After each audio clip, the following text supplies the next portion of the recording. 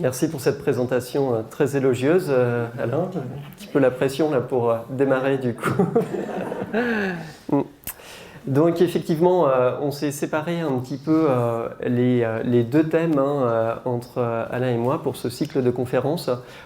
Il traitera, on va dire, des principaux aspects historiques pour la Calédonie. Moi, je vais quand même commencer par faire une mise en contexte sur ce qu'est l'hydrographie et ce qu'est le CHUM.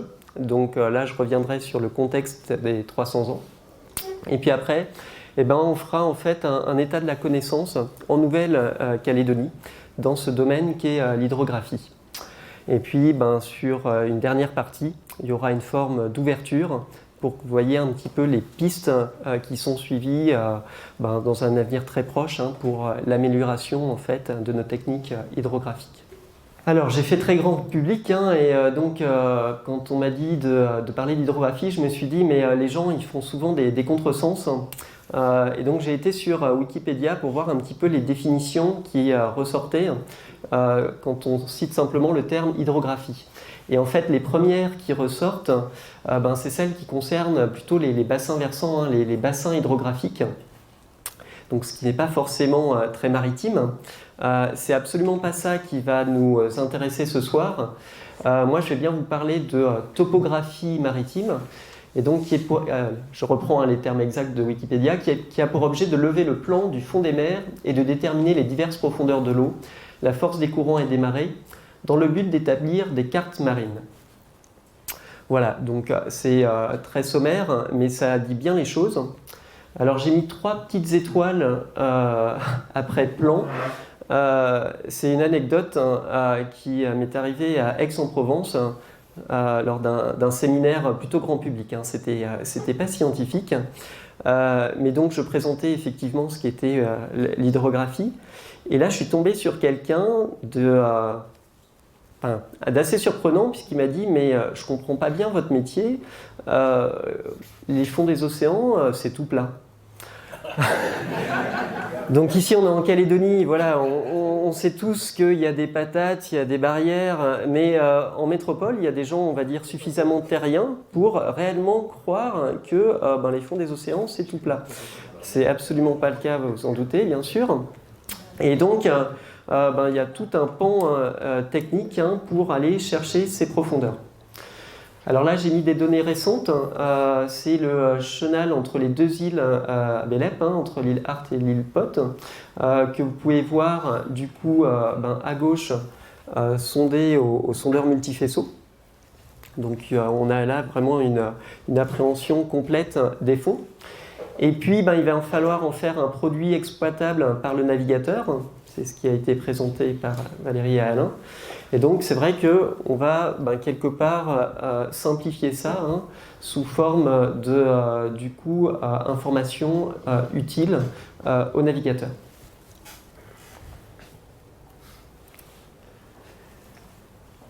Alors, je vais vous citer la définition officielle de l'hydrographie. Et donc là, je vais faire référence à notre organisation hydrographique internationale, l'OHI. L'hydrographie est la branche des sciences appliquées traitant du mesurage et de la description des éléments physiques des océans, des mers, des zones côtières, ainsi que de la prédiction de leur changement dans le temps, essentiellement dans l'intérêt de la sécurité de la navigation, et à l'appui de toutes les autres activités maritimes, incluant le développement économique, la sécurité et la défense, la recherche scientifique et la protection environnementale. Ce qui m'a paru intéressant dans cette définition, c'est qu'il y a déjà des éléments d'ouverture. On sent que finalement, c'est vrai que la sécurité de la navigation, c'est primordial, mais finalement, il n'y a pas que ça dans l'hydrographie.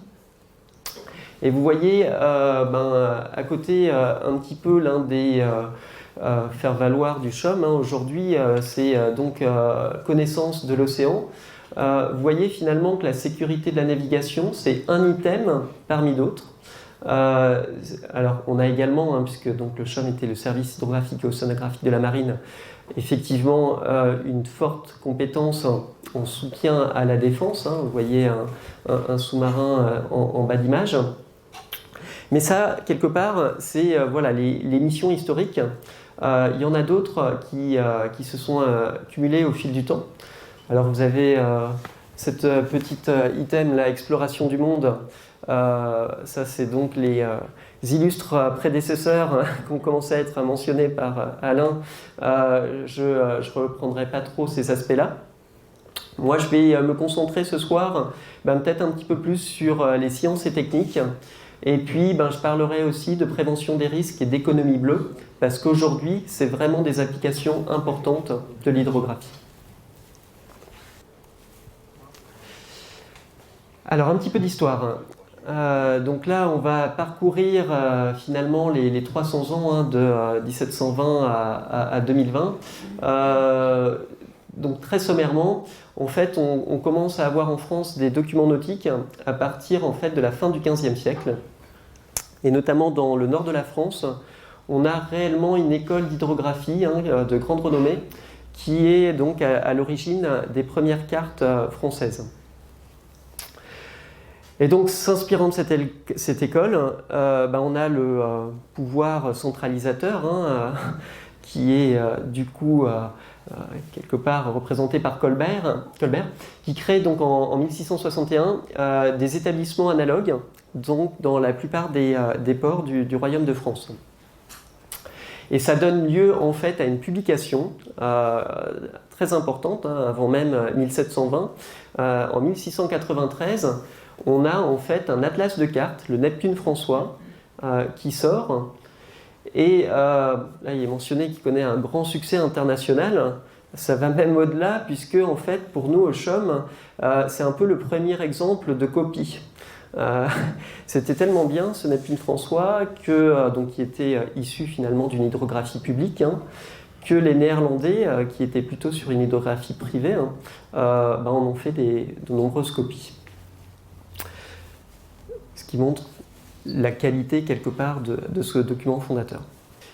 Donc la France qui mesure donc, ces enjeux de connaissance des océans est effectivement le premier État à se doter d'un service hydrographie national, donc avec un arrêt du Conseil de la Marine, donc aujourd'hui étant la date anniversaire, donc le 19 novembre 1720, où on a donc cette création du dépôt des cartes et plans de la marine.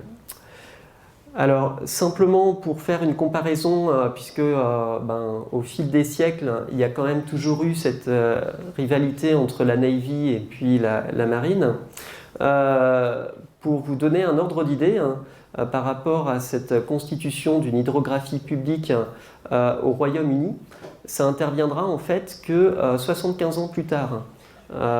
Donc Admiralty et donc aujourd'hui l'UKHO finalement ont une date de création assez ultérieure à celle du CHUM.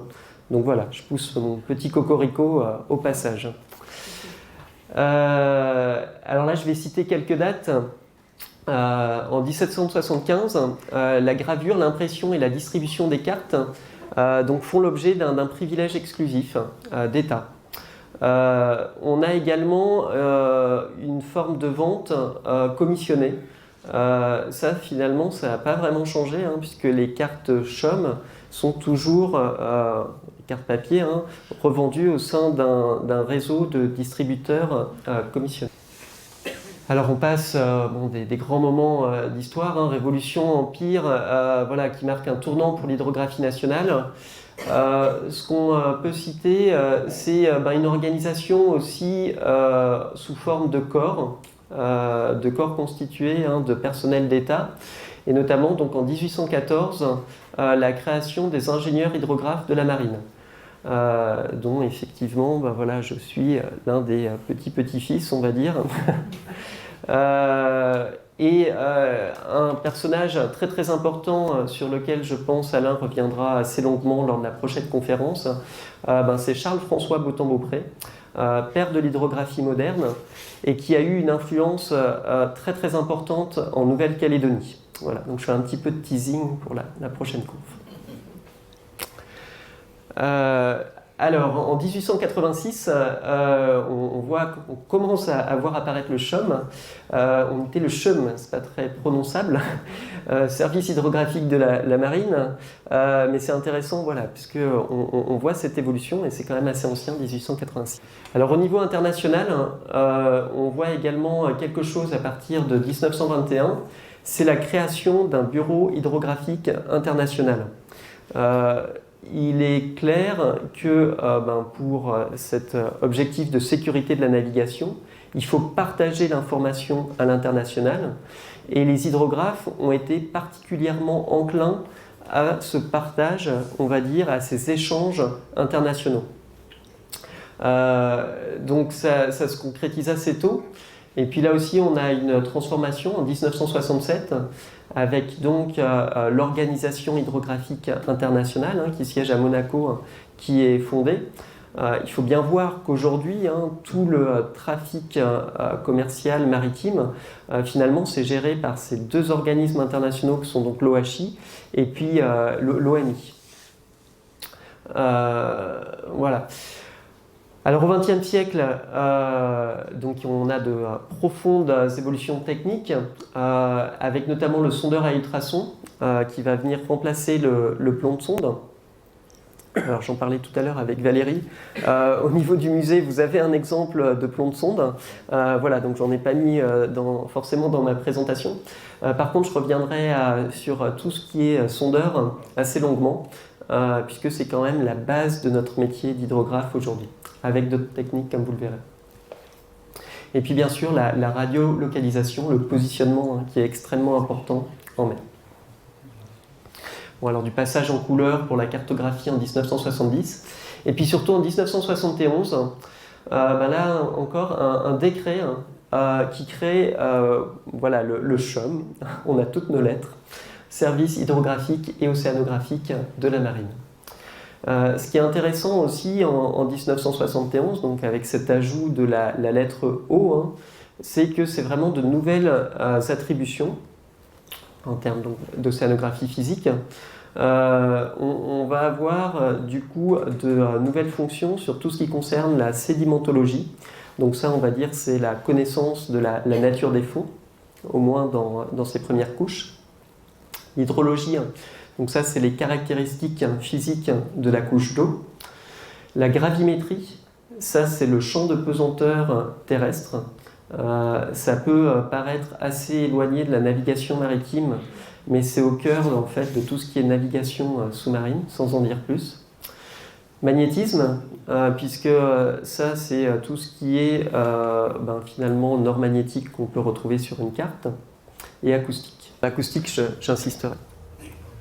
Alors j'en arrête avec les aspects historiques, dans le sens où en 2007, voilà une dernière date, on est devenu établissement public à caractère administratif, donc sous tutelle du ministère des Armées toujours, on garde ce lien avec la défense. Qu'est-ce que c'est qu'un EPA? En fait, c'est une entité juridique simple. Ça permet à notre directeur général de pouvoir signer ses propres conventions, ses propres arrangements, sans être obligé de passer par le chef d'état-major de la marine. C'est le même statut en fait qu'IGN et Météo France. Donc c'est pas forcément non plus un EPIC, il n'y a pas le caractère industriel que peuvent avoir d'autres établissements publics, mais quand même une volonté assez forte d'ouverture. Et donc avec cette ouverture, du coup, une nouvelle mission. Donc je cite les deux missions historiques, que sont celles de service hydrographique national et puis de soutien à la défense. Une troisième mission qui arrive, c'est tout ce qui est soutien aux politiques publiques maritimes et littorales. Donc au XXIe siècle, en fait, de plus en plus, on voit qu'on est soumis à des risques de submersion marine. On a également du coup une volonté de protection et d'aménagement du littoral face à ces risques. On a aussi d'autres pistes d'énergie, les énergies marines renouvelables qui arrivent. Et finalement, tous ces nouveaux besoins, il fallait y répondre, et ça s'est fait sous forme d'adjonction de cette troisième mission. Alors là, je recite du coup les domaines d'expertise du chaume, hein, la bathymétrie, la sédimentologie. L'hydrodynamique côtière, là en fait, ça va être tout ce qui est modélisation des courants, notamment en milieu littoral. L'océanographie physique, donc là, par physique, hein, il faut bien entendre tous les paramètres descriptifs de l'océan. On n'est pas sur de l'océanographie plus biologique, comme peut le faire l'IFREMER ou l'IRD. L'ingénierie des systèmes d'acquisition à la mer, l'information géographique, maritime et littorale. Quelques chiffres après les quelques dates. Donc le CHUM, c'est 540 personnes, hors équipage en fait, des bâtiments de la marine, que je présenterai juste après. C'est un budget de 58 millions d'euros. Et c'est surtout un portfolio assez conséquent de cartes. Vous voyez donc les chiffres, 870 cartes marines et 750 cartes électroniques de navigation, donc les ENC. Alors, désolé, mais ce sera un tic de langage. Je dirais peut-être assez souvent dans ma présentation ENC. Voilà, il faudra comprendre que c'est les cartes électroniques. Et donc, en termes d'implantation, eh bien, un siège social sur Brest, où il y a la majorité du personnel. Pardon. Mais également en lien avec Météo France, une implantation sur Toulouse, très importante. Un siège social qui est partagé en fait avec justement IGN et Météo France. En fait, c'est trois établissements publics qui finalement décrivent l'environnement au niveau du siège social sont regroupés à Saint-Mandé, à Paris. Et puis, donc le groupe océanographique du Pacifique implanté à Nouméa et Papeete, dont je vous parlerai juste après. Alors la France a effectivement une zone nationale de responsabilité maritime énorme, 10,8 millions de kilomètres carrés. Finalement, les Français en sont pas suffisamment conscients, mais après les États-Unis, on est la deuxième nation maritime en surface. On a une ZEE colossale. Si on regarde les superficies par rapport au soutien à la défense nationale, qui du coup se déploie bien plus loin que simplement la ZEE française, en fait le CHUM doit fournir de la donnée sur 60 millions de kilomètres carrés. Donc là aussi c'est des chiffres très très importants. Et puis, dernière descriptif du CHUM, comme l'ensemble des établissements publics, on a toute une rigueur qualité qui se traduit en fait par une certification ISO 9001. Alors, les bâtiments de la marine qui finalement partent en mer pour réaliser les levées hydrographiques, ils sont 5 principaux. On a un bâtiment hydro-océanographique, le Beautemps-Beaupré, avec un montage intéressant, c'est qu'il est partagé entre le CHUM et l'IFREMER. Alors dans ce cas, le partage est quand même très majoritairement pour le CHUM, puisqu'on a 95% de jours de mer à des fins d'hydrographie publique pour le CHUM, et 5% de recherche pour l'IFREMER. Mais c'est quand même intéressant de voir cette manière de fonctionner. Si on regarde dans le coin à droite, en bas, c'est le navire océanographique, pourquoi pas. Là, c'est un petit peu le même type de montage, mais avec du coup 55% pour l'IFREMER. Alors, sur cet armement, là, c'est du coup du personnel G-Navire. Pour tous les autres, on est avec du personnel Marine nationale. C'est vrai que là, il y a aussi une petite particularité pour le pourquoi pas. Et donc 3 bâtiments hydrographiques, le Borda, le Lapérouse et le Laplace. Le Laplace ayant été du coup en Nouvelle-Calédonie il y a plus d'une vingtaine d'années. Oui, voilà. Alors voilà, je vous ai dressé un petit peu le contexte de ce qu'est le CHUM. On va revenir en Nouvelle-Calédonie, se centrer sur la Nouvelle-Calédonie. Et là, je vais vous parler un petit peu de l'organisation locale pour notre domaine. Alors, quand même quelques dates. On a une mission hydrographique de Nouvelle-Calédonie qui s'est créée sur la base Salex en 1960. On a un regroupement après en 1976 donc entre ces missions de Polynésie et puis de Nouvelle-Calédonie. En 2001, un tournant déjà, puisque du coup après les accords de Nouméa, il y avait déjà cette perspective de collaboration avec les phares et balises locaux, les phares et balises de Nouvelle-Calédonie, et donc un déménagement vers le site de Nambo. Et en 2007, donc c'est surtout un changement d'appellation, hein, quand le CHOM est devenu EPA, on est passé de MOP, qui je trouve ne sonnait pas très bien, à GOP. Alors je ne sais pas si ça sonne beaucoup mieux, mais c'est le Groupe Océanographique du Pacifique. Bon. En termes d'effectifs, on est assez réduit. Il faut voir finalement on est du personnel très spécialisé, et on n'est pas si nombreux que ça. Donc sur Nouméa, on est 11 personnes, et puis à Papeete, ils sont 8 depuis 2020. Ça, dans le contexte actuel, c'est assez notable, c'est-à-dire que jusque juillet dernier, ils n'étaient que 6. Et il y a vraiment eu une volonté étatique en Polynésie de renforcer en fait nos effectifs avec 2 agents supplémentaires qui viennent d'arriver. Alors si on revient en Nouvelle-Calédonie, une date importante, c'est le 1er janvier 2011, où finalement on a eu un transfert de compétences, comme dans bien d'autres domaines, hein, en Calédonie. Et donc le gouvernement de Nouvelle-Calédonie se retrouvait responsable de l'hydrographie dans les eaux territoriales et intérieures. Alors c'était une responsabilité très lourde. Vous allez voir dans la suite de mon exposé qu'en termes techniques, le métier d'hydrographe est loin d'être simple. Et donc finalement, il y a eu un montage assez intelligent qui s'est mis en place, un montage tripartite entre donc, le gouvernement de Nouvelle-Calédonie, qui s'est dit finalement, moi, au moins dans un premier temps, je vais pouvoir apporter des moyens nautiques, des bureaux, donc toujours sur le site des phares et balises. Et puis, au fur et à mesure, je vais aussi apporter du personnel. Je vais monter en compétences avec des hydrographes territoriaux qui arriveront. Alors l'apport du CHOM, c'est effectivement du personnel certifié, hein, comme j'ai commencé à l'indiquer. On est une profession au niveau des hydrographes très structurée, hein, avec du coup ce qu'on appelle une FIGO-HI.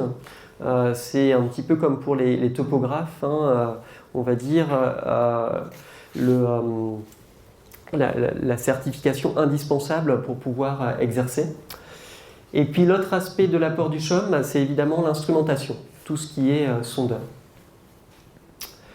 Et enfin, un apport de l'État, là au travers des forces armées de Nouvelle-Calédonie, pour la gestion administrative du personnel militaire, la plongée, qui est une part importante, hein, toujours de l'hydrographie, les formations, la sécurité des systèmes d'information, la sécurité santé au travail, la fourniture d'un Zodiac, d'un véhicule léger, voilà. Alors, juste pour continuer sur la description du GOP à Nouméa, vous avez en bas nos 2 porteurs principaux, le baliseur Louis Hénin, qui a vraiment cette double fonction, hein, à la fois d'aller poser le balisage partout dans le lagon, et puis l'autre moitié des missions, c'est vraiment d'aller réaliser des levées bathymétriques.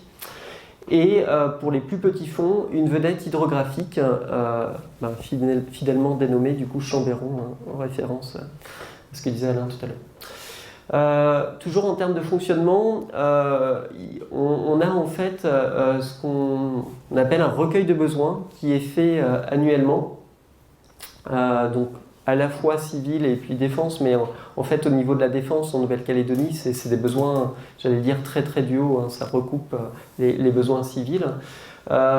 Donc c'est lancé annuellement et ça permet en fait d'anticiper un petit peu les missions sur l'année suivante. On l'entérine finalement ce planning au travers d'une commission hydrographique semestrielle qui est coprésidée. Hein, il y a bien, comme je l'ai présenté tout à l'heure au travers de la convention de partenariat tripartite, donc une coprésidence avec l'État et le GNC, donc le gouvernement de Calédonie. Moi, finalement, au niveau du GOP, je suis la petite main technique. Hein. Finalement, je prépare les dossiers et puis je m'assure après de la réalisation effective des travaux qui sont prévus. Alors, on va faire un petit peu d'histoire des techniques. Et de 1960 à 2018, au GOP, ce qu'on a principalement utilisé, c'était du sondeur monofaisceau.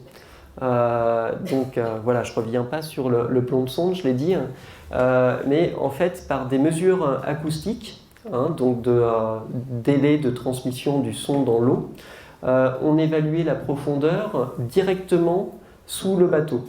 On avait une mesure unique sous notre porteur. Donc, comme je l'écris, c'est finalement une information très ponctuelle. Hein. On est loin d'être exhaustif en termes de détection avec simplement cette sonde sous le bateau. Ici, en fait, vous pouvez voir le résultat d'un levé par sondeur monofaisceau. Vous voyez ces profils, hein, où on a l'information, mais partout où il y a du blanc, finalement, il n'y a rien. Alors, pour les milieux coralliens, comme on les connaît dans le lagon de Nouvelle-Calédonie, c'est quand même très gênant d'avoir cette vue finalement très très parcellaire au travers d'une unique sonde. Donc, l'autre engin qui était beaucoup utilisé, c'était le sonar latéral remorqué. Alors, ça se présente sous forme de poisson qui est tracté donc à l'arrière d'un navire. Et alors, je ne sais pas si vous voyez ici, vous avez en fait des transducteurs sur le côté, et ça va permettre en fait d'avoir de l'imagerie, un petit peu comme une échographie. Donc, vous avez un exemple ici, hein, donc, dans le lagon de Nouvelle-Calédonie. Là, ce qu'on peut observer, hein, c'est justement tous ces points qui sont en fait des patates de corail.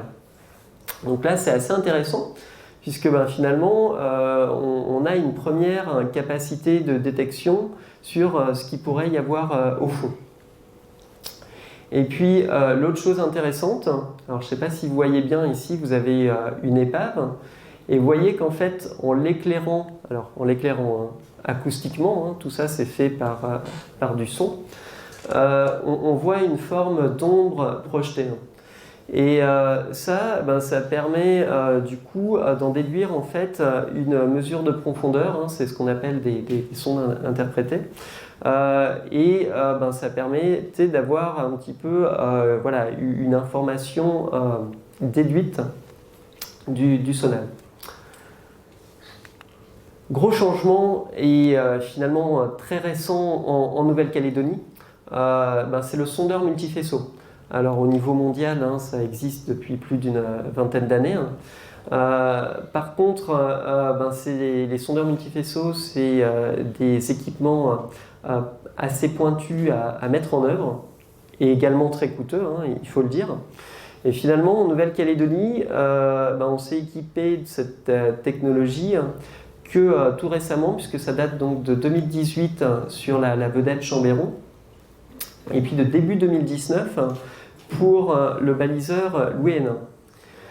Et là, ce que vous voyez, hein, c'est que finalement, on a une vue que je qualifierais de 3D, hein, 3 dimensions du fond. Alors ici, on avait notre plan de sonde historique, ici le monofaisceau. Et puis d'un coup, c'est comme si on avait l'éclairage total, toujours de manière acoustique, sur le fond. Et donc, là, c'est toujours un exemple avec une épave. On peut en déterminer, on détermine l'ensemble des points constitutifs de l'épave et surtout son point haut. Alors là, vous avez même des petits canaux, hein, ou des souilles dans le lagon calédonien. Vous voyez que tout ça est parfaitement défini avec le sondeur multifaisceau. Vous avez aussi ce qu'on appelle des modes water column, donc colonne d'eau, où on peut aller très très finement caractériser une épave point par point. C'est un petit peu l'équivalent d'un scanner laser à terre. Voilà. Vous voyez que là, en termes de résolution, hein, sur chaque macro, c'est extrêmement fin. Alors, là, je vais essayer de répondre à une question. Pourquoi on n'a pas eu ça plus tôt en Nouvelle-Calédonie? Parce que vous pouvez vous dire, mais pourquoi on a attendu 20 ans alors qu'en Calédonie, on a quand même un très grand espace maritime. Et je vous disais qu'il y avait une notion de maîtrise un petit peu liée au SMF. Alors, je ne vais pas rentrer dans tous les détails techniques, mais je vais quand même essayer de vous la faire sentir, vous la faire percevoir. Déjà, au niveau d'un sondeur multifaisceau, il y a tout un aspect intégration mécanique qui est extrêmement important. Du coup, on n'est plus simplement sur une petite antenne ronde de sondeur. Ça va être des antennes linéaires qui peuvent faire plusieurs mètres. Il peut y avoir des questions d'écoulement de l'eau sur ces antennes. Là, vous avez par exemple le Botham-Beaupré. Le Botham-Beaupré, il est équipé d'une gondole, donc c'est une espèce d'aile de Concorde qui est sous le bateau, et pour chasser en fait tous les flux de bulles qui pourraient perturber le fonctionnement du sondeur. Après, il y a du coup une notion de formation de voie. Donc ça, c'est ce qui va permettre en fait de créer des faisceaux déportés sur les côtés. Ça, on va pouvoir le faire en connaissant extrêmement précisément la vitesse du son, à la fois au niveau de la coque et puis dans toute la colonne d'eau. Après, on va avoir en plus, donc on est en train d'imaginer là un vaisseau qui éclaire avec une fauchée.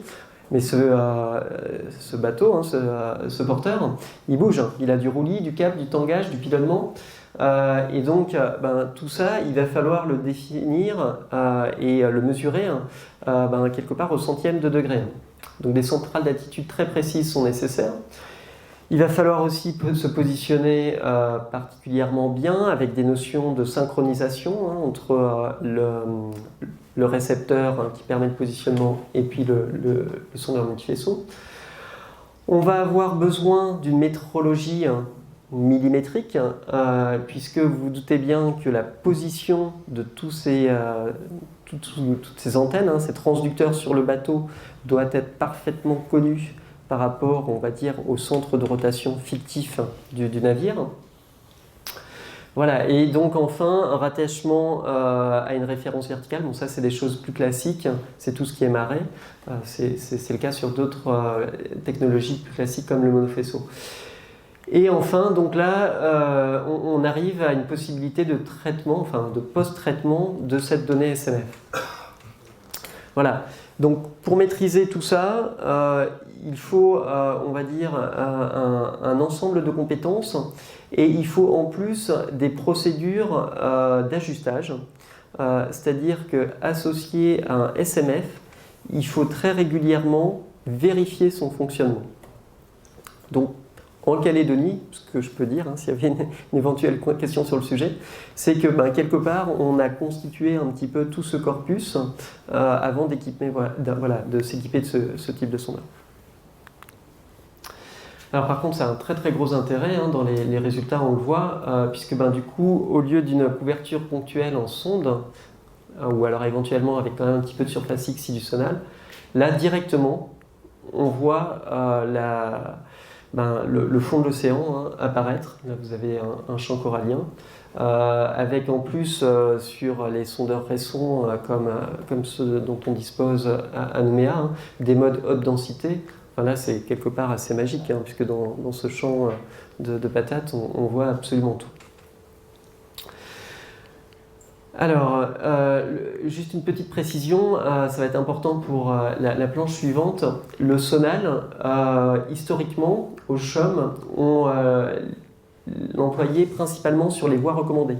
Ça, c'est les grands axes maritimes, plutôt employés du coup par le transport commercial. Et du coup, là, l'idée, c'était vraiment de détecter toutes les obstructions. Par contre, comme vous le voyez ici, on peut avoir un très très grand nombre de patates. Donc, il y avait aussi finalement des seuils de navigation qui pouvaient être définis. Pour ne pas avoir à aller faire de recherche sur chaque patate, on pouvait définir un seuil. La grosse amélioration finalement des levées SMF, c'est que toute cette forme de rédaction sous seuil de navigation, par exemple prenons 10 mètres, qui est un classique pour les minéraliers en Nouvelle-Calédonie, quelque part avec le sondeur multifaisceau, ça disparaît, puisque on a une cotation exhaustive des fonds. Alors toujours dans cet état de la connaissance, c'était pour illustrer un petit peu mes propos, pour dire, voilà, vous me demandez peut-être, mais où il veut en venir, à quoi ça sert. Donc là, je viens sur un exemple très très concret de mars dernier. On est sur la côte Est et du coup, le Louis Hénin, le baliseur, procède au lever d'une voie recommandée, donc entre Touault et Wailou. Et alors, je ne suis pas un découvreur, voilà, mais j'ai quand même effectivement d'illustres prédécesseurs. Et là, ce qui est génial dans mon métier, c'est que du coup, on trouve donc cette sonde à 10 mètres 9 au lieu de 30 mètres 50 sur la carte marine. Ça, pour un hydrographe, c'est quand même colossal. Ça veut dire qu'on est quand même utile. Encore aujourd'hui, en 2020, on fait de sacrées découvertes en Calédonie. Donc ça s'explique très bien, notamment par rapport à ce que j'expliquais, la forme de recherche par seuil, qui avait fait que finalement nos prédécesseurs étaient passés à côté de ce 10 mètres 9. Donc un intérêt très très important de ce sondage par SMF, voilà, il est illustré sur cette planche. Alors je ne sais pas si c'est très visible, là vous avez finalement l'état de la connaissance en Nouvelle-Calédonie représenté sous forme de couleurs, avec du rouge où on a une faible connaissance, du orange où c'est un petit peu mieux, et puis du vert où tout va bien. Et en fait vous voyez qu'on a du vert uniquement sur les voies recommandées, sur ces grands axes, sur ces autoroutes de la mer j'allais dire. Partout ailleurs en Calédonie, finalement, on est sur un degré de confiance dans notre donnée hydrographique qui est plutôt faible. Et le bleu, c'est qu'il n'y a absolument rien. C'est ouais. Alors, le bleu, on le voit ici là dans le Grand Lagon Nord. C'est ce que je voulais dire. C'est qu'effectivement, là, pour le coup, on n'a pas de données. C'est aussi simple que ça. Ce que je voulais citer aussi, vous voyez qu'on a quand même une belle circumnavigation à peu près partout, notamment sur la côte Est. On a pratiquement fini notre travail, mais vous voyez qu'ici, entre la Wayem et Puebo, il manque encore un petit tronçon sur la côte Est, c'est prévu. Et puis également, une particularité forte calédonienne, c'est bien sûr l'extraction de minerais. Et je vous parlais tout à l'heure de tirant d'eau classique à 10 mètres. Là, nous, il y a un petit peu une révolution qu'on est en train de vivre au niveau de l'hydrographie. C'est les super minéraliers, là, 64 000 tonnes, qui doivent venir pour l'extraction, l'export de minerais humides. Ces bateaux-là, ils calent plus 10 mètres, mais ils calent 13 mètres 50. Donc, quelque part, l'ensemble de réseaux en vert que je vous présente, là, il y a des endroits où finalement c'est plus si valable que ça, puisqu'il va falloir qu'on augmente le seuil de navigation. Alors on a déjà commencé, c'est ce que je cite ici, la Poum Tanlé Paagoumen. Là il y a vraiment un gros effort qui est fait à la fois de la part de l'hydrographie publique et de la part de l'hydrographie privée. Là voilà, en ce moment on est très très souvent déployé dans cette zone. Un dernier petit point, le lagon sud. Idem, pas de connaissances. Et quand même, un petit peu d'optimisme. Là, ici, vous voyez ce petit trait vert, là, c'est pour le Betitcho, c'est la deuxième voie recommandée vers l'île des Pins. Et alors, l'autre remarque que vous auriez pu me faire, c'est qu'est-ce qu'on a là tout autour? On n'a rien du tout, il n'y a pas de connaissances? Ouais. Donc, on a quand même de la connaissance autour. Ça, là, du coup, c'est pas que le CHOM, c'est un effort plus large, du coup, que je vais vous présenter. On retrouve en fait l'IFREMER, l'IRD, le gouvernement de Calédonie au travers de la DIMINC, la direction des mines. Là, ce que vous voyez, c'est finalement l'état de la connaissance autour de la Nouvelle-Calédonie. Et ça s'est fait sous forme d'atlas bathymétrique, donc avec une première édition en 2009, et puis une mise à jour en 2013. Là, vous pourriez continuer à me faire la remarque, mais c'est gravissime, on a toujours beaucoup de blanc partout, comment ça se fait? On n'est pas capable de donner les profondeurs un peu plus autour de la Nouvelle-Calédonie. Eh bien non. Acoustiquement, on n'a pas été mesuré dans ces zones blanches. Par contre, on a quand même une idée des fonds. Et là, en fait, on va venir faire ce qu'on appelle de l'altimétrie satellitaire. Donc, je ne vais pas rentrer dans les détails parce que je vous perdrai, je pense. Et puis, on a un temps limité, Valérie. Mais on a en fait des satellites type Topex Poséidon qui vont très précisément regarder la surface des océans, à l'aide, on va dire, de radars, hein, d'ondes électromagnétiques, et sous forme de moyennes extrêmement précises, ils vont pouvoir détecter les petites bosses créées par finalement les reliefs sous-marins, puisque finalement toute présence de matière va légèrement modifier le champ de pesanteur, et donc ça va avoir une influence sur la surface moyenne des océans. Et donc ce type de technique, c'est ce qui nous permet de faire le complément pour avoir des bathymétries exhaustives. Alors là, je cite une démarche, donc IRD et CHOM, hein, très récente, c'est sur 2019 et 2020. C'était pour un projet donc, de l'IRD lié au tsunami, Tsukal, tsunami en Nouvelle-Calédonie. Ils cherchaient à avoir une représentation la plus fidèle possible des fonds de la ZEE calédonienne.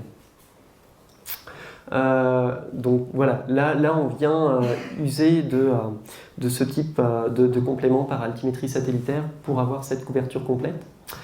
Alors je disais projet Tsukal, tsunami, pourquoi? Ça va revenir aussi après dans mon exposé. Il faut bien avoir conscience que on est situé juste à côté de la fosse des Nouvelles Hébrides, une zone de subduction qui est sismogène. Et donc, on a un risque non négligeable, en fait, en Nouvelle-Calédonie, de tsunami. Et l'IRD travaille beaucoup sur le sujet. Là, c'est du coup un petit encart de leur dernier séminaire en 2019. Tous les petits points, là, c'est différents séismes détectés récemment, hein, puisque vous voyez les dates, on est plutôt sur les années 2000, bon, avec quelques séismes historiques. Pour les tsunamis, on va plutôt s'intéresser quand même, ce qui va être déterminant, c'est les petits fonds. On a un intérêt à connaître les grands fonds, c'est plus pour tout ce qui est prospection minière, géologie. Il y a un autre projet, pas concurrent, hein, on ne fait pas de concurrence entre nous, mais du coup, c'est la DIMAIN qui est l'IFREMER. Ils sont en train de faire justement une mise à jour de cet atlas bathymétrique. Et l'idée, bien sûr, hein, c'est que les deux démarches se coordonnent. Voilà, donc cette deuxième démarche, elle est en cours, elle devrait se finaliser en 2021-2022. Voilà, donc je vous ai fait l'état de la connaissance actuelle. Tout ça, côté CHOM, on va essayer de traduire dans des produits que sont notamment les cartes marines. Alors vous voyez l'espèce de gros entonnoir. On va avoir en fait différentes bases de données, hein, et puis on va essayer d'injecter tout ça, donc des données topographiques, des données bathymétriques, des données physiques, de la toponymie, des données historiques, de la réglementation liée à la navigation éventuellement. Et on va du coup en faire alors aujourd'hui deux types de produits, la carte papier et puis en simultané l'ENC. Hein, ça c'est vraiment important. Aujourd'hui finalement on n'a plus que une base de données cartographique et puis que la sortie soit du papier ou une ENC finalement pour nous c'est assez transparent. Juste un détail, hein. Dans notre quotidien d'hydrographe, on a toujours ce qu'on appelle du coup une salle de dessin avec des grandes tables à cartes. De temps en temps, on fait des impressions papier, mais j'allais dire c'est très très rare. Au final, aujourd'hui, 99% de notre métier, hein, tout est en numérique. Voilà, on va bien sûr éventuellement injecter de l'information nautique, ça j'en reparlerai après. C'est s'il y a des découvertes, il est important qu'il y ait des mises à jour éventuellement urgentes qui soient faites. Et puis on suit un certain nombre de normes OHI pour le contrôle, la traçabilité, la lisibilité. Alors bien sûr, il peut y avoir de la généralisation. Hein. Une carte, il faut que ça reste synthétique. On ne peut pas tout présenter sur la carte. Donc il y a des choix de sondes qui sont faits. Et puis c'est vrai que c'est quand même fait avec un objectif primordial, hein, c'est toujours la sécurité de la navigation. Alors les cartes papier, moi je ne vais pas trop en parler parce que je ne veux pas trop déflorer ce que racontera Alain en 2021. Mais du coup, je voulais juste signaler que en juin dernier, il y a eu une nouvelle carte qui est sortie, c'est les abords nord-ouest de l'île des Pins. Voilà, c'est cette carte-là. Je voulais juste aborder les ENC et notamment, là aussi, faire une forme de cocorico, mais dire qu'on a une couverture complète depuis fin 2019 en Nouvelle-Calédonie. Je devrais plutôt faire d'ailleurs l'aboiement du cagou ici, mais voilà, c'est quand même pas donné à l'ensemble des zones, on va dire, couvertes par le CHOM. Là, nous, on a une couverture ENC complète. Et alors, les ENC, ce qui est assez important, particulier, et qu'il faut bien appréhender, c'est que c'est finalement une forme de base de données vectorielle. Là, ce que vous avez ici, c'est la carte papier. Finalement, ça, c'est qu'une image, un raster. Sur une ENC, en fait, vous avez des objets informatiques derrière. Vous allez pouvoir faire des interrogations. Donc, l'approche est absolument pas la même. Notamment, ce que je voulais préciser, c'est que finalement, on a un fourmillement d'informations possibles sur une ENC. Notamment, si je veux interroger n'importe quel balisage, je vais pouvoir avoir un ensemble d'attributs, un ensemble de descriptifs sur la balise tribord à l'entrée de la petite rade. Je vais pouvoir avoir toutes ces caractéristiques. Et donc, naviguer avec une ENC, ça exige bien sûr une formation et un certain nombre de précautions.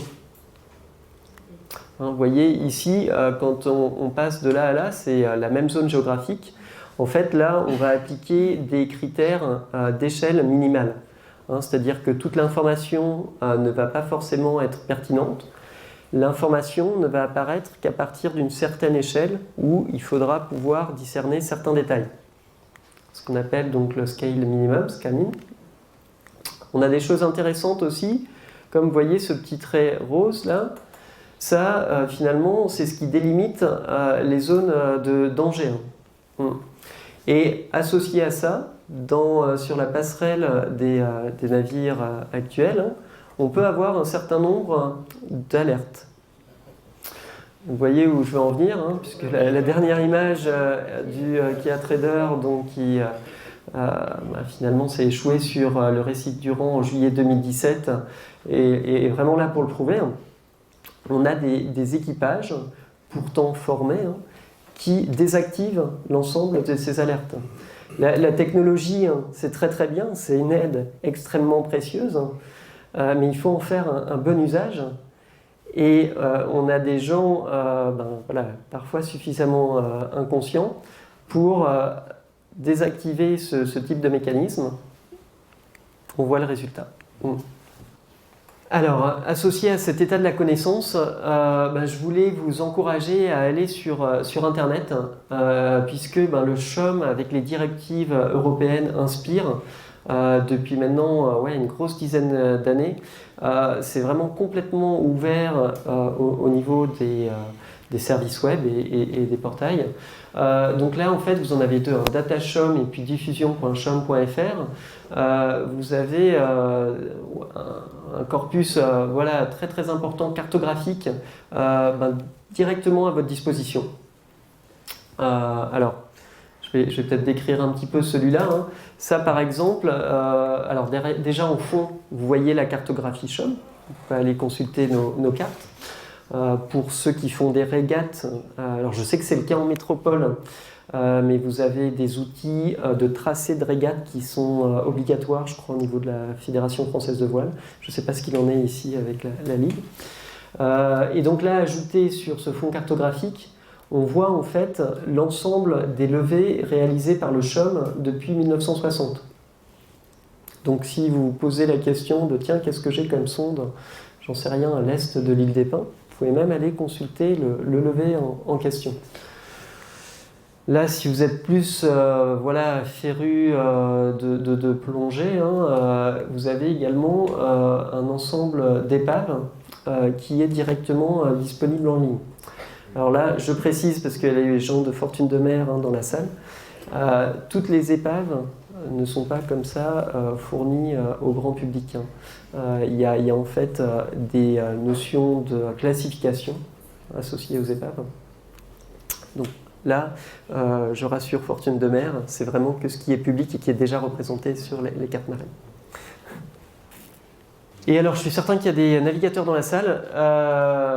Voilà, je voulais vous parler d'information nautique parce que vous pouvez être acteur en fait de ce qui apparaît sur la carte marine au travers du processus d'information nautique. Alors tout ça, c'est géré par le SGMR, donc avec l'instruction du Premier ministre, qui a été en plus refondu en 2020, là, pendant le confinement, et qui définit en fait tout ce qui est recueil, transmission, de tout ce qui pourrait être intéressant en termes de renseignement de sécurité maritime. Donc là, j'ai mis quelques exemples typiquement calédoniens, la patate de corail. Bon, l'épave Fortune de mer travaille déjà avec nous. Du balisage ou de la mer mal placée, peu visible, ça c'est particulièrement important et c'est souvent en fait ce qui nous est remonté. Ou alors des fois des zones réglementées incohérentes. Voilà, là c'est un exemple en métropole parce que je voulais qu'il y ait des petites balises qui soient présentes. J'en ai pas trop vu à vrai dire sur la Calédonie, donc je vous encourage à faire de la remontée d'informations. C'est du côté de Lannion. Ouais. Alors on va dire que sur Datashom, on va plus avoir la partie visualisation et sur diffusion, ce sera finalement plus le portail e-commerce où on va vraiment pouvoir passer la commande, donc la boutique quelque part.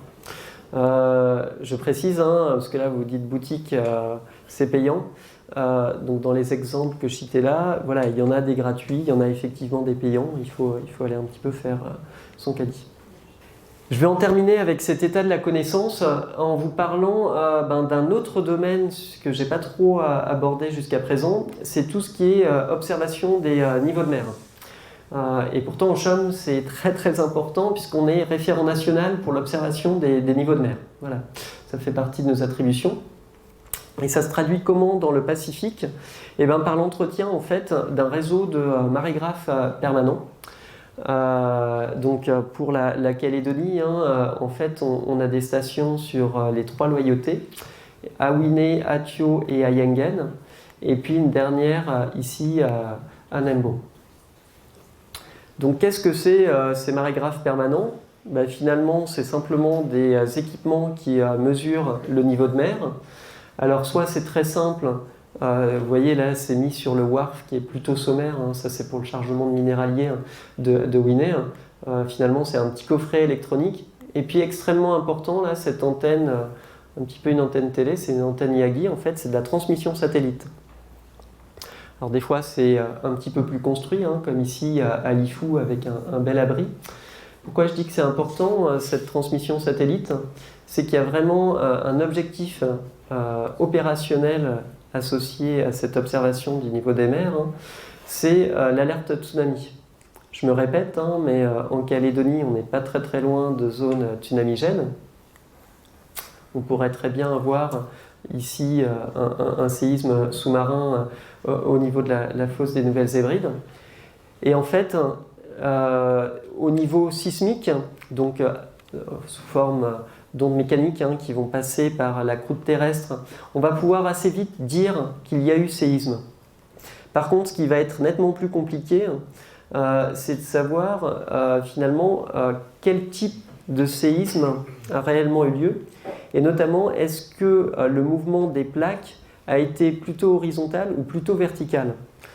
Pourquoi je dis ça? C'est que l'impact va être très très différent si on a un mouvement vertical en fait des plaques et que ça a lieu donc au fond des océans. Ça va pouvoir générer une onde tsunami. Alors elle n'est pas très impressionnante, quand on est en plein océan, ça va être peut-être quelques dizaines de centimètres à peine, 20-30 centimètres. Par contre, elle va se déplacer à la vitesse d'un jet, à plus de 800 km/h.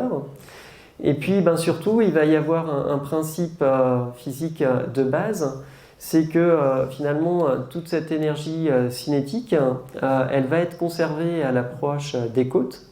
Et donc, elle va se transformer en énergie potentielle, sous forme du coup de hauteur de vague, quand ça va commencer à s'approcher des côtes. Et si voilà, il y a une instabilité, après déferlement potentiel. Donc là, c'est vraiment la clé de ce réseau de marégraphes. L'idée, c'est de se dire que c'est un réseau de solidarité et il va falloir pouvoir observer. Donc là, bon, on est sur un exemple où c'est marée qui est le plus proche. Voir si on observe le passage de ce tsunami, là, à marée par exemple. Derrière, on va avoir quelques dizaines de minutes pour alerter à la fois les autres îles et la Grande Terre. Donc là, on est vraiment sur de l'urgence opérationnelle. Nous, le CHUM, on assure que la partie métrologie, donc vraiment s'assurer que les mesures sont valides scientifiquement. Sur la chaîne opérationnelle, derrière, on va plutôt avoir la direction de la sécurité civile, éventuellement aussi l'IRD, pour l'analyse scientifique, qui vont intervenir. Là, je vous montre un exemple avec le séisme de Vanikoro en 2013. On voit les fortes perturbations sur Winné, qui était pourtant l'un des marégraphes les plus lointains de ce phénomène. Juste un petit point historique par rapport à ce que je vous raconte là sur les tsunamis. Et bien vous faire prendre conscience des enjeux. En termes de mortalité, puisque malheureusement, c'est quand même des choses dont on parle beaucoup avec la crise Covid. En 2004, le séisme en Indonésie, c'était 250 000 morts en une nuit, enfin, voilà, en moins de 24 heures. En Calédonie, donc à Lifou, en 1875, c'est plus d'une vingtaine de morts, idem en une nuit. Alors, j'arrive à la dernière partie de mon exposé. Je regarde Valérie, je ne sais pas comment je suis au niveau de temps. Peut-être un petit peu. Et donc, on va rentrer un petit peu dans ces ouvertures, ces évolutions possibles liées à l'hydrographie. Et donc, par rapport à ces marégraphes permanents, ce qui est aussi extrêmement important, c'est que ça permet d'observer, de quantifier finalement l'élévation globale des océans liée au réchauffement climatique. Donc là, je vais reprendre en fait une planche de Jérôme Aucan à l'IRD qui lui exploite nos données pour en faire des publications scientifiques. Et ce graphe, il est particulièrement intéressant parce que finalement, quoi qu'en dise Donald Trump, vous avez la preuve qu'il y a quand même bien une élévation globale des océans. Alors effectivement, avec des moyennes assez faibles. Si on regarde depuis 1955, une moyenne de 1 mm par an à Nouméa. Ce qui est par contre un petit peu plus inquiétant, c'est la régression linéaire là, sur la deuxième partie du graphe. Vous voyez qu'on monte à 2,5 mm par an. Et alors je ne veux pas vous faire peur, pour faire du catastrophisme ce soir, mais simplement pour vous dire qu'au sein de ce réseau, donc, on a des points d'observation en Polynésie, donc des zones qui sont plus équatoriales. Et sur certains de ces marégraphes, là, c'est même 5 à 6 mm par an qui sont observés. Donc si on remet ça sur une centaine d'années, ça correspond à 60 cm d'élévation sur un atoll qui est à 1,50 m au-dessus du niveau moyen des océans. Ça vous fait prendre conscience un petit peu des enjeux. Alors, il n'y a pas Donald Trump dans la salle, mais il pourrait très bien dire oui, mais est-ce que c'est réellement le niveau des mers qui monte ou est-ce que c'est le quai qui s'enfonce? Parce que ça peut être la grosse discussion, ou l'île, tout simplement, un phénomène de subduction quand on est sur des îles. Donc, il faut avoir une réponse scientifique à apporter. Et là, je vais revenir sur des techniques spatiales liées plus à tout ce qui est GPS. Quand on se permet de sortir ce genre de graphe, il faut bien voir que derrière, il y a ce qu'on appelle un référencement absolu. Et ça, c'est faisable donc, avec les constellations GNSS. Donc, j'ai cité GPS, mais il y a la russe GLONASS, Galileo pour l'Europe, Beidou pour la Chine, etc. Là, ce qu'on vient faire, en fait, c'est que tous ces niveaux de mer, finalement, on est capable de les représenter par rapport à ce qu'on appelle une ellipsoïde. Donc pour faire très très court, hein, la Terre, finalement, elle n'est pas si ronde que ça. Hein. Vous voyez que c'est cette forme un petit peu de patatoïde, hein, quand on exagère. Ça, dans nos instruments de mesure type GPS, c'est pas vraiment acceptable. Et donc, ce qui est défini, c'est un beau ballon de rugby, voilà, que vous voyez ici. C'est ce qu'on appelle l'ellipsoïde. Et l'un des grands changements aujourd'hui dans nos métiers, hein, c'est qu'on va venir donc faire ces acquisitions GPS et tout référencer à l'ellipsoïde. Et c'est ce qui va permettre de dire que non, c'est pas le quai qui s'enfonce, hein, c'est bien une élévation globale des océans. Voilà. Alors c'est un autre intérêt, tout ce référencement à l'ellipsoïde, hein, c'est que une fois qu'on sait ça, on peut avoir des techniques où on n'a même plus besoin, nous, quand on fait des levées bathymétriques, hein, de connaître précisément la marée. Donc là, sauf si vous me posez la question tout à l'heure, je ne vais pas rentrer dans les détails, mais c'est ce petit graphe-là. On a des techniques où finalement, voilà, on n'est plus obligé de faire une réduction de marée, puisqu'on est directement référencé à l'ellipsoïde. Alors toujours dans ces évolutions à venir dans le domaine de l'hydrographie, je vais vous parler de SDB. Donc c'est un anglicisme, hein, pour tout ce qui est bathymétrie dérivée de satellites. Alors là, c'est pas si récent que ça, parce qu'au CHUM, en fait, depuis les années 80, on exploitait ce phénomène physique tout simple. C'est de se dire que finalement, sur de l'imagerie satellitaire, on voit très bien qu'on a des dégradés de bleu qui correspondent finalement à des différences de profondeur. Ce sur quoi je voulais insister ce soir, c'est que grâce finalement à l'amélioration des capteurs satellitaires, notamment en termes de résolution, hein, quand on était sur les premiers satellites, on était au mieux à 10 mètres, puis c'est descendu à 2 mètres.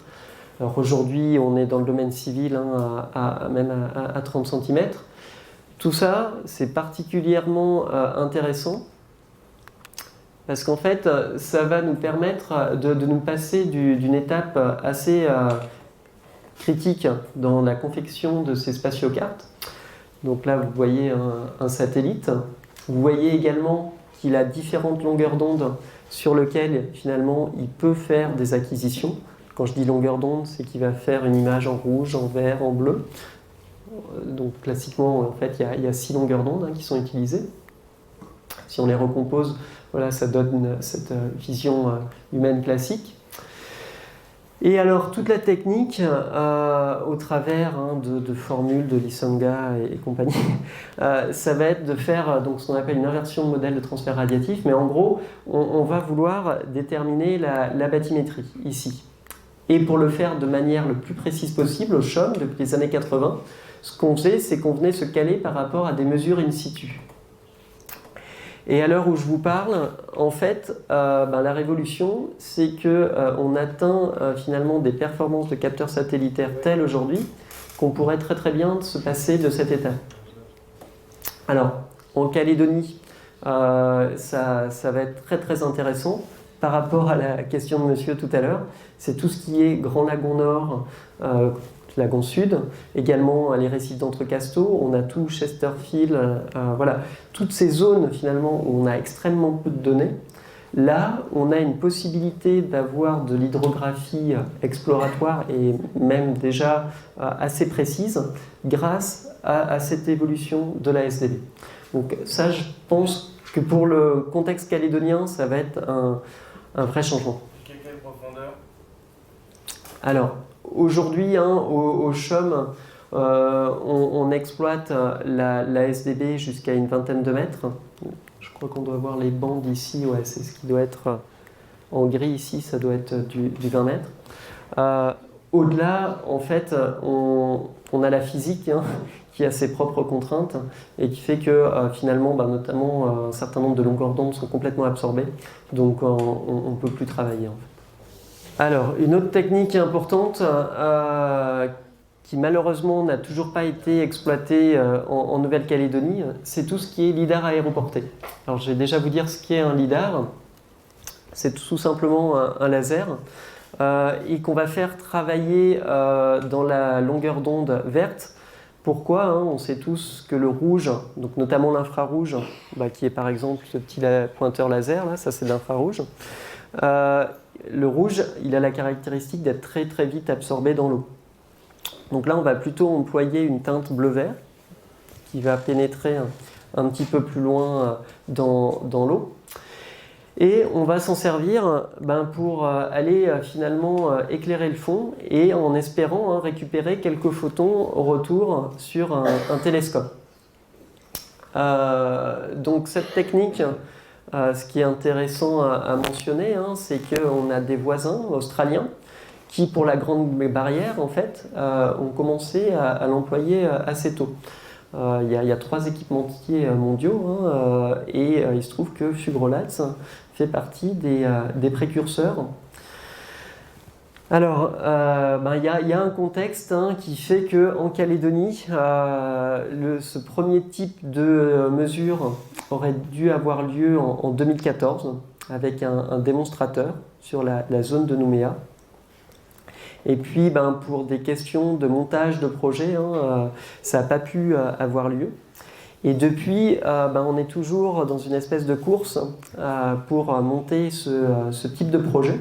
Alors là, juste pour illustrer, je vous ai quand même mis un exemple pas si lointain que ça, c'est le lagon de Punaoya en Polynésie, pour dire que voilà, en 2015, il y a eu des mesures dans le Pacifique avec cette technique.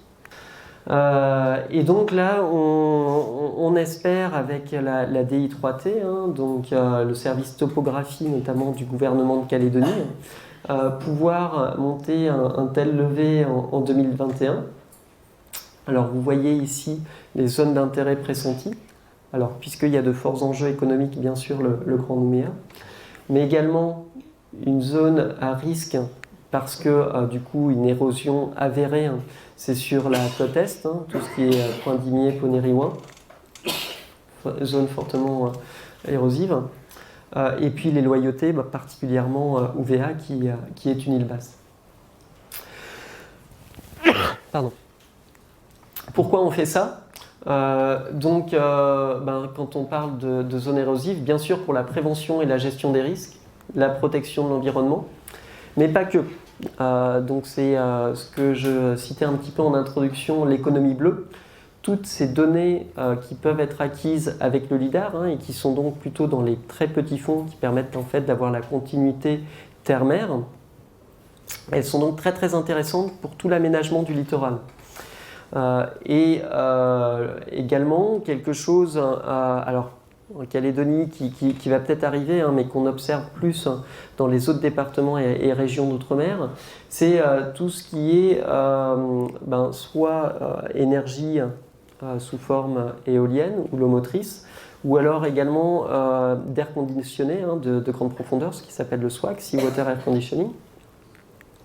Tout ça, il y a un vrai besoin en fait d'avoir ce qu'on appelle des atterrages. C'est la capacité à finalement faire des tracés de la mer jusqu'à la côte de manière complètement continue pour savoir où faire passer les câbles, les tuyaux.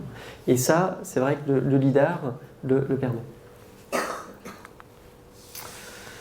Ce sera ma dernière planche. Ou presque.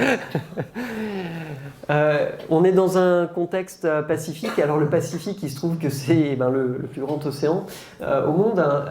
Mais donc je voulais vous le présenter un petit peu et conclure là-dessus.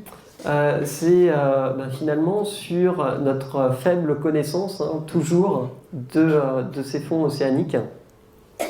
Et je voulais l'illustrer avec la démarche Seabed 2030, là, donc une démarche en fait de la Nippon Foundation et la GEPCO.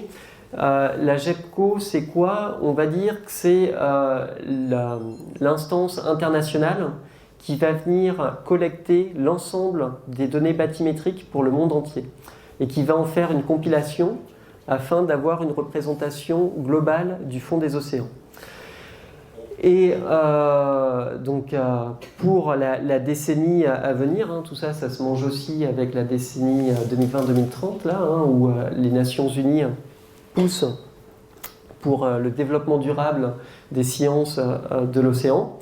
Ils se sont dit, il faut qu'en 2030, on ait quand même une meilleure connaissance de ces fonds océaniques. C'est pas possible que finalement on connaisse mieux la face cachée de la Lune ou la topographie de Mars que simplement nos fonds qui sont à portée de sondeur hein, à partir d'un bateau.